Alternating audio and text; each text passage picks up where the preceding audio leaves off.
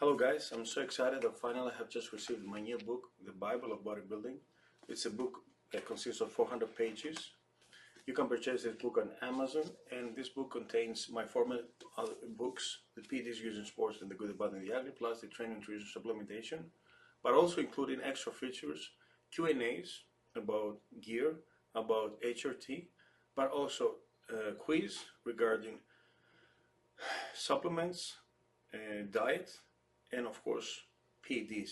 So the Bible of Bodybuilding on Amazon, both on ebook and Kindle version.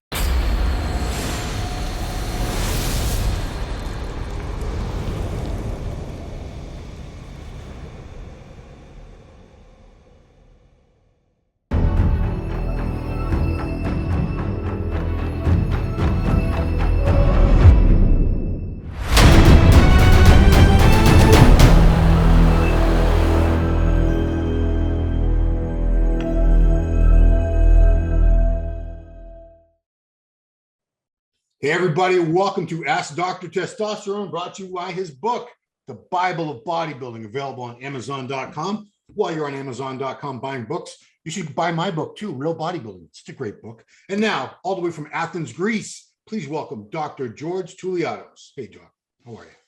Hi, Ron. Have a good month, April.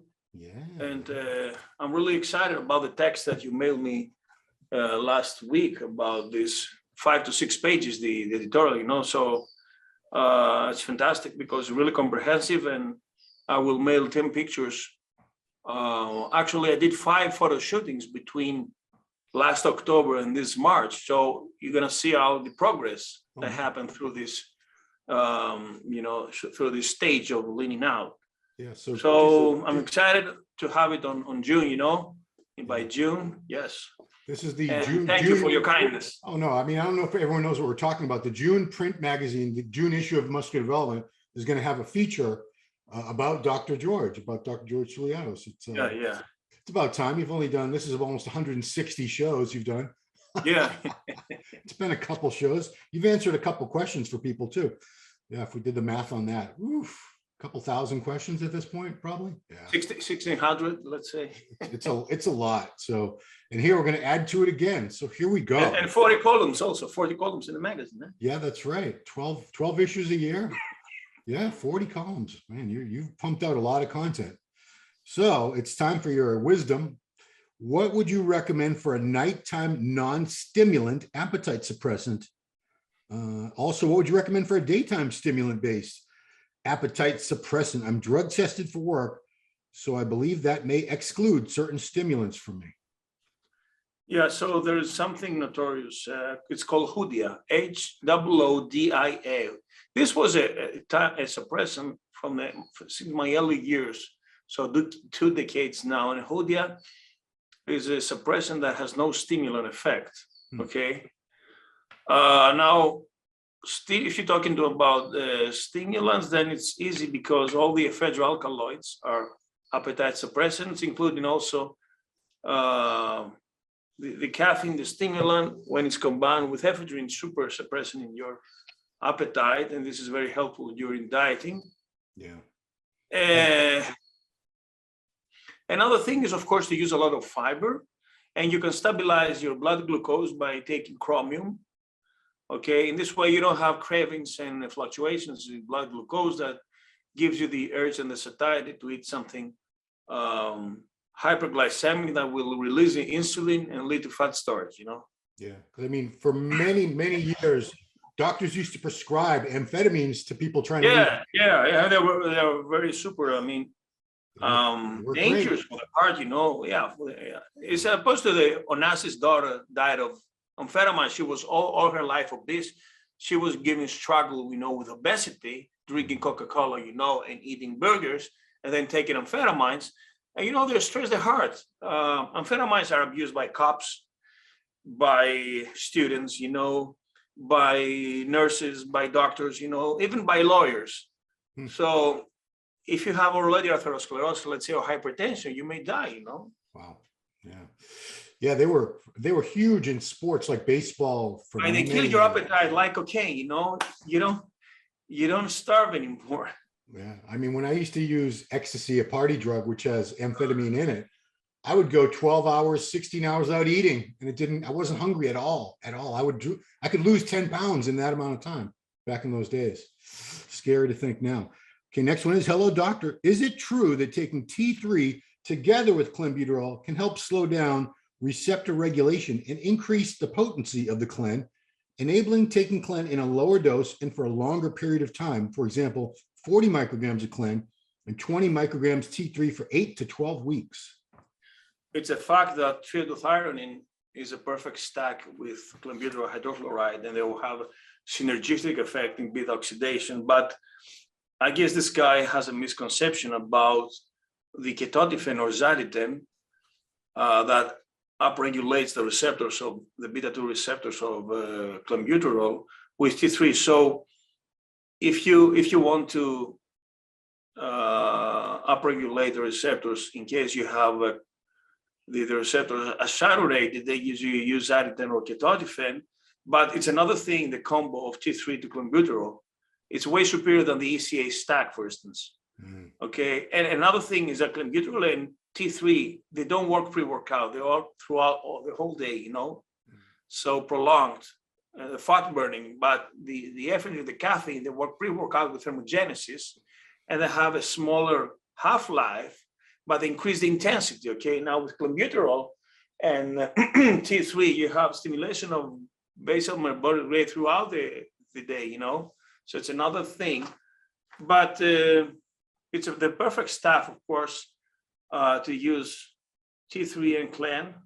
All right, and yeah, T3 is way more potent than T4.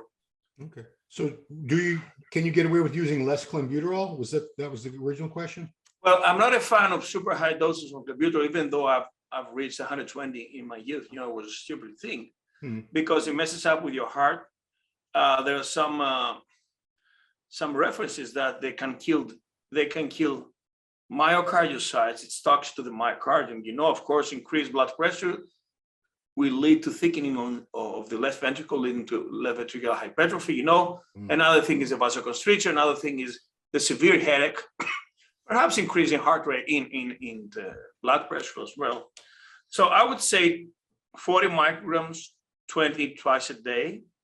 All right. And I'm a fan of 2 days on, 2 days off, because it gets very easily, you know, saturate and customize the receptor. So the 2 days off, you may use the ECA stack. So Monday, Tuesday, and then Wednesday, Thursday, use the ECA stack, and so on, you know, like doing rounds between ECA stack and T3 clen. Yeah, sounds like a smart way to approach your fat loss chemically. Okay, next one is, hi, I've been taking 100 milligram test every third day for 6 months already, generally. How long can I go like this? Oh, is he saying every day? How long can I go like this, and when should I know to test my blood? So he said E3 day. So maybe that means every third day. This sounds like replacement therapy, but my question is this guy in first place hypogonadic, or he's just cycling testosterone? Because when should I stop it? If you're doing a cycle, okay, stop it, and then you need to start a PCT. If you're hypogonadal, you should never stop it because you don't produce in first place. Yeah. So it's a fundamental difference, you know? Right. What if somebody was blasting and they were doing 700 mgs a week, but they decided they were going to do 100 milligrams every day? How long? In this way, you still suppress your HPDA. It doesn't mean that a lesser amount of testosterone will unlock your HPDA, because testosterone shuts off from day one. It's the hormone you already produce. Okay. So it doesn't mean, it just gives you a lesser side effect to the blood pressure, to the estrogens, to the gyno, to the hematocrit, to the acne, for instance, to the hair thinning, but still you're shut off. Okay. Yeah. Now, if you keep this, then it's for life. Right. You cannot come off because you're always in the juice. Yeah, you have to be, or else, because your body stopped making it. All right. Next one is, I'm on TRT 70 milligrams weekly, and I take it daily, 10 milligrams sub-Q.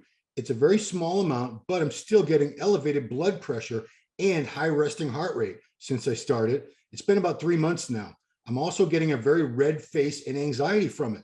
Had bloods done, estrogen is fine, and hematocrit is at 0.50, so still within range. Should I lower the dose even more? My test level is 18 nmol on that dose. Now, the red face comes out of nitric oxide production. So you shouldn't worry necessarily because you have a high blood pressure or increased red blood cells. Testosterone makes you look reddish and pinkish because you have higher oxygenation of the tissues.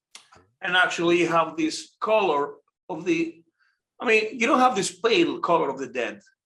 You have this pinkish reddish color that means you're super alive and your tissues are oxygenated, okay?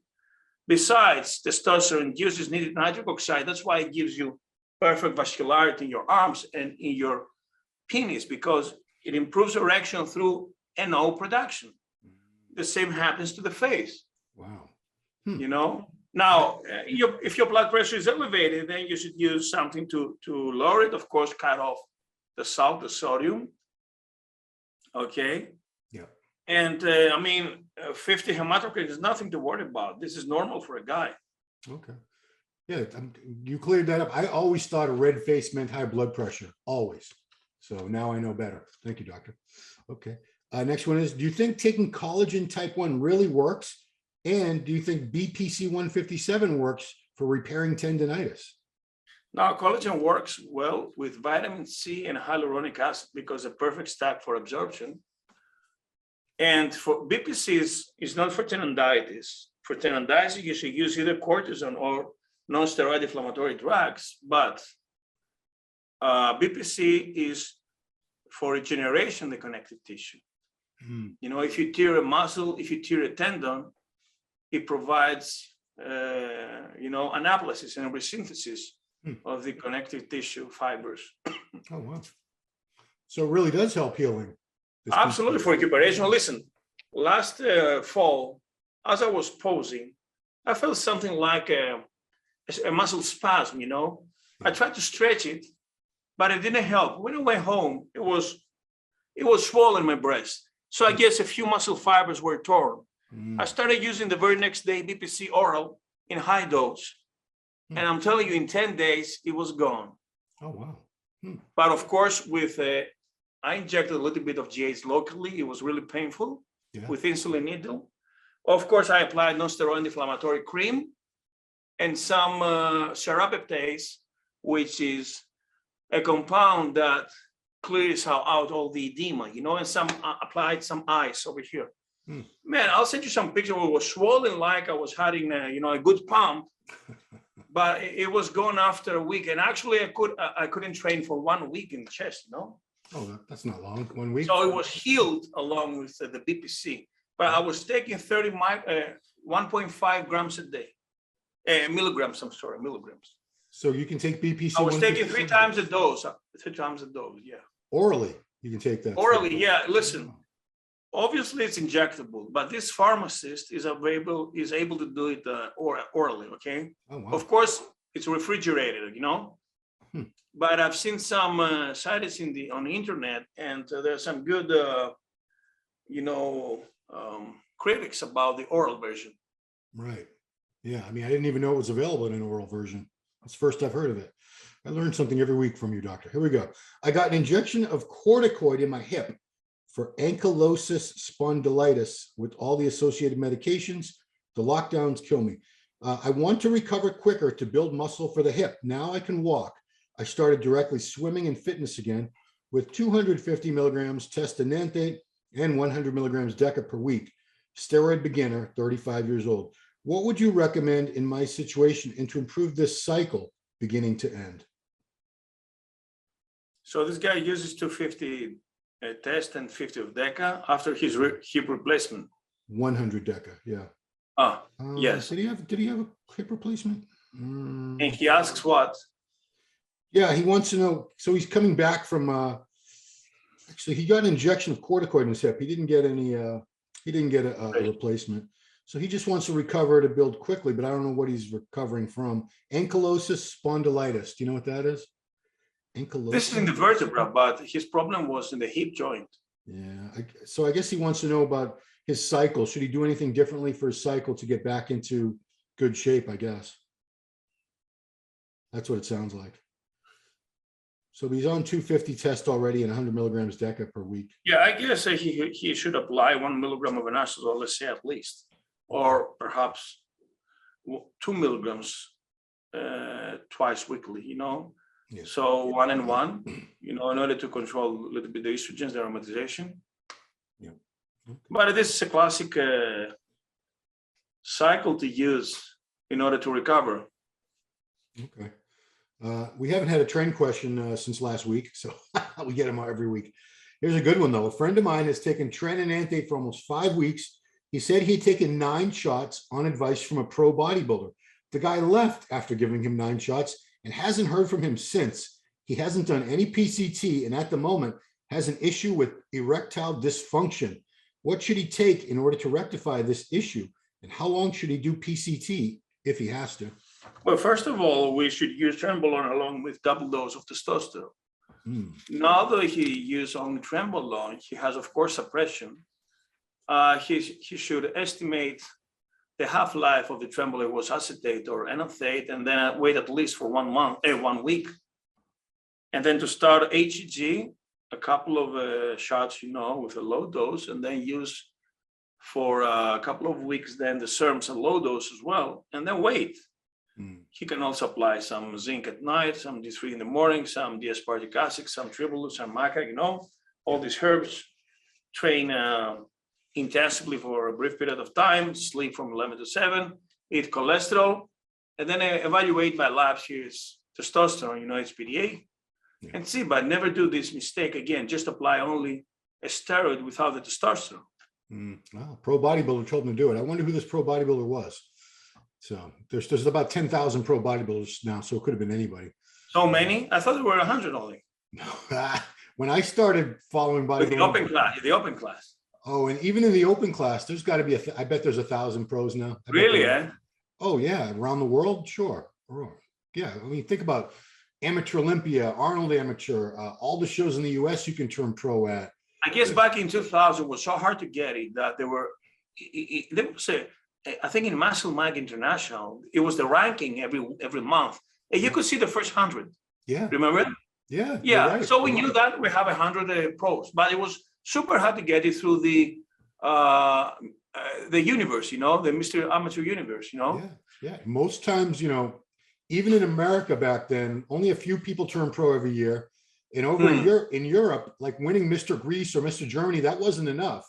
No way. Even if the you European, you could win the nationals, then you go to the European champs or to the world champs or to the Mediterranean champs or whatever, you know? Yeah, it was hard back then. It was very hard to turn pro. All right, next one. Hello, doctor. I inject no more than 2 cc's at a time in each head of my shoulders on a rotating schedule. So he must be going front, side, rear. My question is, why is my medial head on both sides developing extreme scar tissue and developing a bulge, whereas the front delts and the rear delts are completely normal without any scar tissue development? I guess my only explanation is because you pin on the lateral side on the same spot always. And never do in the front, because on the front you have the tendon, you have a nerve. So in the rear, there's a lot of department, and on the side, but to the rear also as well. Okay. But make sure you do different pinnings, you know? Yeah. No, not the same, because in the same you create a connective scar tissue. You know what? This is when it's good to have a lot of tattoos, because I could say, well, today I put it in the angel's head today. I'm going to put it in the devil's horn tomorrow. I do the same also. Yeah. You got to figure something out, right? Oh man. Let's see. This is a weird one. So, can I do Cissus quadrangularis and long jack Tonkat Ali alongside my PCT? Can I do them both at the same time along with other stuff like ashwagandha and maca, or is it overkill doing too many herbs at the same time? And then there was another question, but what do you think? Well, listen, ashwagandha is ideal for elevated cortisol if you want to chill out. Okay. Ashwagandha, you take it first in the morning and last thing at night, in order to control the cortisol that is spiking from night till dawn. Then for pre-workout, because you want to boost your testosterone during the workout, you use the hormone boosters, Tribulus terrestris, D-aspartic acid, macaffin Greek, let's say. Yep. And then at night also you use the zinc or the ZMA to synthesize testosterone, because zinc takes part in many biochemical reactions, including testosterone synthesis. Gotcha. And also D3 vitamin is really important in the morning, sorry to interrupt you, because it's crucial in hypogonadal men. When you give them significant amounts of D3, it participates, because it's a prohormone, a steroid prohormone, to the testosterone synthesis. Right. Okay. He has a second part to the question. He says, Doctor, also, when do you start test boosters after you start your HCG in the first week of PCT? He's doing 5 weeks of PCT. Do you wait until the second or third week, or do you do it as soon as you start the PCT? No, I suggest all the way from day one to the last day, start along with HCG, all the boosters, and then when you move to SERMs as well. All right. Okay. This question, I don't know how involved we're going to get. Someone said, what is a beginner cycle? Jay Cutler says to start with 250 test, which I don't know that Jay actually ever said this. So it's not a bad idea, but I'm telling to the guys, why don't you use, first of all, a testosterone cream? Okay. And then you may move to the injection. And after you finish with your testosterone cycle, your next cycle to be testosterone deca, let's say, but low dose. Yeah. Progressively start from low. You know, your receptors are so fresh, you're going to suck up everything. You don't need to blast them. Gotcha. You know, some stupid dumb heads, dealers give Trenbolone in the first cycle. Oh, come on, man. It's like taking a Lamborghini or a Ferrari, and this guy is riding a bike, you know. So it's stupid. It's overkill for no reason, you know. Besides, there's no basis to the body. You know, there are people that barely know how to eat, lifestyle, and train and take supplements, and they want you to use a dumb train, you know. And when they stop, they look like this afterwards, you know. They message me all day, every day on Instagram, these people. Yeah, I look at their pictures and they don't look like they work out yet. They are lazy, you know. I believe in you know? Trend is something nobody should be using, well, probably at all, but until you've been using gear for a little while. It's something you don't want to start off with. I started steroids in 2000. I used Trend first time 2009. There you go. Almost 10 years. All right. Yeah. Almost a decade. So yeah. Final question, Superdrol. I can't believe this stuff is still around, Superdrol. Superdrol injectable, is it better on lipids and liver than the oral version? Well, definitely in liver it's better, but in lipids I don't think there's any significant reduction in the stress. But you can avoid the stress with an injectable at, let's say, 20% if you inject it rather than take it orally. The lipids anyway are going to have a problem, you know,